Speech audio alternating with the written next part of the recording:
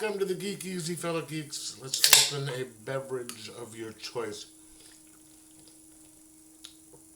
Because today I'm going to be doing a review of Tower of Shadows, The Lost Marvels, Volume 1. I guess there's going to be two of them. It is a series done by Marvel in the late 60s in their attempts to do sort of like as a reply to the old EC stuff. Obviously, years after it happened. I think the books originally came out in same year that I did, in '69. And it's got a collection of the first like 9 issues or so. Minus a couple of stories that were printed in the initial printings in the floppies, but there was publishing legal issues where they couldn't be reprinted in this book, and I guess they were going to try and do them later. But so again, we have this here, and this is some of the big names who are doing it.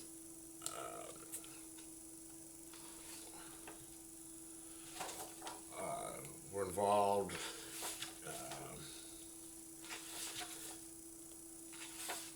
Let's see.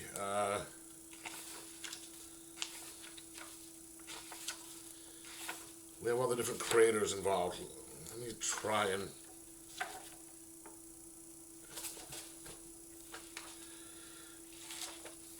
this is back has the one of the creators. We have Neil Adams, Alan Brodsky, John Buscema, Gene Colan, Jerry Conway, Johnny Craig, Gary Friedrich, Don Heck. Don Heck was actually involved with the original EC's stuff. Stan Lee, Dennis O'Neill, Tom Palmer, John Romita, Murray Severin, and Sid Shores, Steve Skates, Jim Steranko, Tom Sutton, Roy Thomas, George Tuska, Len Wein, Barry Windsor Smith, Marv Wolfman, Wallace Wood, and Bernie Wrightson. So there's writers and artists and all that stuff. And these are reprinted in here. So we have a nice little history of this beginning tour of the tower, which gives a little breakdown of all the different stories in here and all this. And then we kick in to the first story of Tower of Shadows, number 1, which was written by and drawn by Steranko, and it was, kind of pop art back in the days. And then it just goes through all the different, reprints all the different stories from the previous, the first issues. Now, if you've watched my channel, you know that I love the old EC stuff. Tales from the Crypt, House of Horrors, and all that stuff. And I even like eerie and creepy and all that, which are not, which are done by the Warren.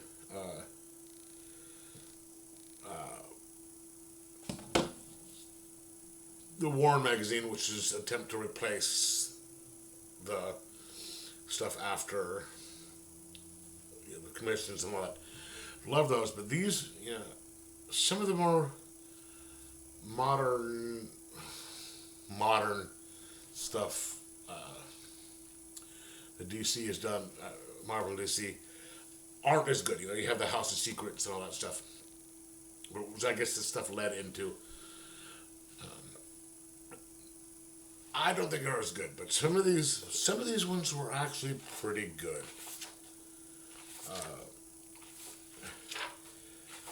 I think they started doing this.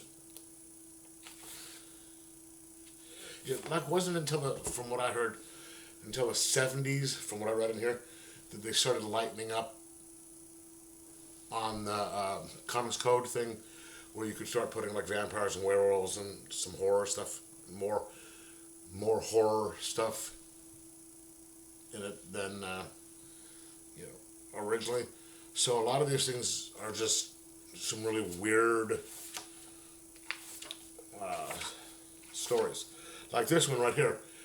It's about this husband and wife who they just can't,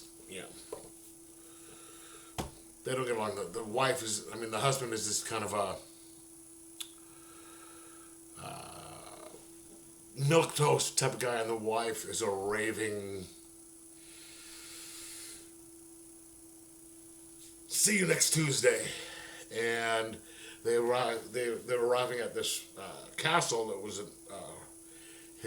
his uncle, I think it was, his favorite uncle, who he was then was set to inherit this castle, and there's supposed to be a bunch of money in them, so they go looking through this castle to get money, because that's what the woman was interested in. The guy, was just and I guess they had to find it by a certain time or something like that. And they find it, they get transported back into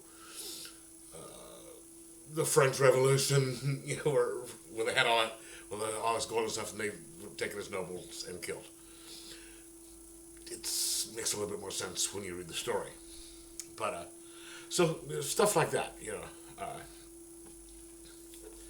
pretty interesting stories. And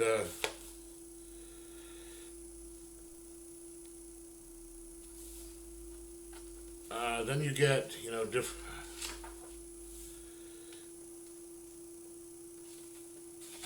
What is this?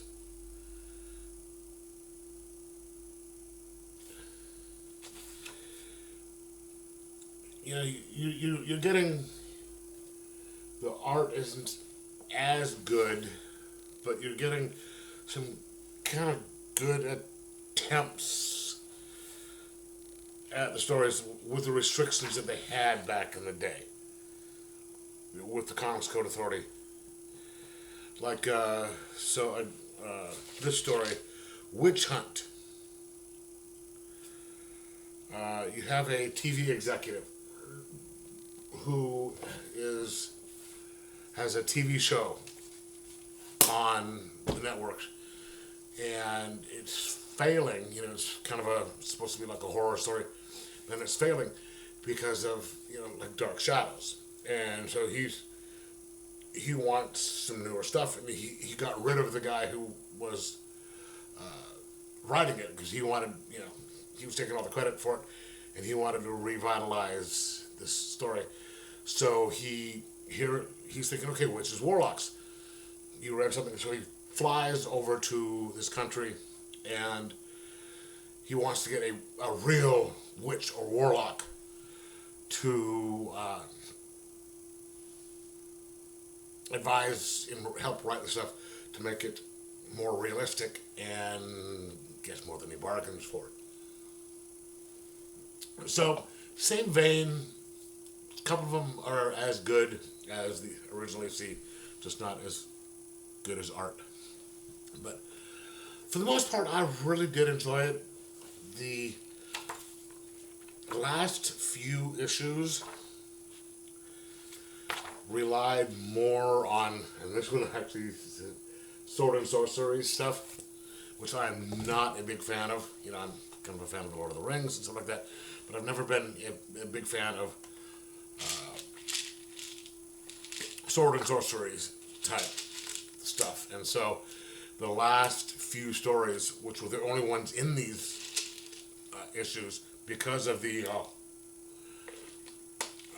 copyright things, I think there were Lovecraft stories that were in the book, they couldn't print. So that was like the only one. So there was like 3 issues in a row where it was just sword and sorcery stuff. Weren't as good. And that's sort of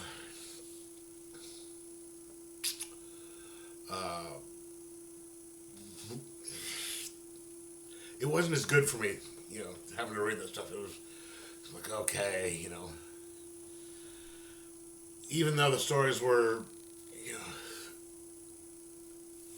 interesting in the sense of the way that it turned out, you know, with the, you know, kind of the horror element to it, but it was sword and sorcery, so I wasn't digging it too much. But for the most part, this was a really good, fun story, and I love these collections of books because not only do you have, you know, them all in one collection,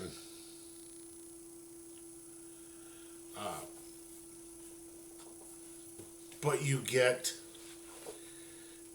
you know, sort of, the art done a little bit better, and you have nice little histories right at the beginning of it, telling, you know, what happened and, you know, what's going on and all that. Then you have a story like this, which is probably one of my favorite ones, The Demon That Devoured Hollywood, but kind of a makeup artist who's kind of like an actor who was known for being like the new Lon Chaney Jr. or Lon Chaney with the makeup for horror and stuff, and he wants to get out, you know, go straight. And he's like, okay, this is my last one, but he had made a deal. He's not the one who was doing the makeup, even though he said that he was doing it, and he kind of gets rid of the guy who's doing the makeup for him, and it turns out that he had actually transformed him into a monster. But you know, so you get these nice little collections of stuff, and in these wonderfully bound things, so you can just, you know, go up on the shelf, pull it off, look at it, read it over again, and you learn some stuff about, you know, the different history of it that you may or may not have known. I didn't know a lot about this stuff. I hadn't even heard of the Tower of Shadows until I saw this at Bosco's the other day and picked it up. But so it's a nice collection to have, and our nice piece to have in my collection. And I cannot wait for the second one to come out, and I will get that. So I'm going to give this a 4 out of 5, just because the last 2 stories weren't as entertaining as the other ones, just because they were all sword and sorcery, not, you know, through no fault of the writers and everything. It's just, you know, it wasn't as good to me. Anyway, so let me know if you've read this. Let me know what you any of these stories. Let me know what you thought of them, and like, subscribe, and most of all, enjoy your comic collections.